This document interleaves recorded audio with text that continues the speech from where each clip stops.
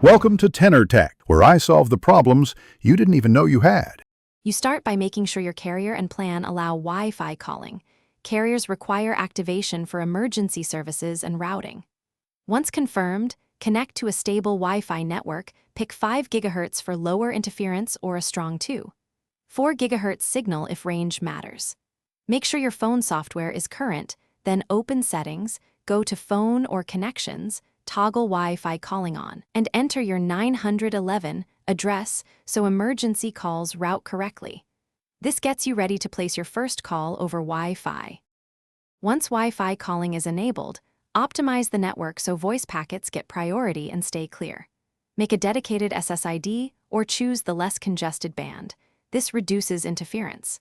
Enable quality of service and assign voice priority, reserving roughly 100 to 300 kbps per active call for stable audio. If your router firewall blocks VoIP, allow common UDP ports for voice. After changes, restart both the router and your phone to apply settings.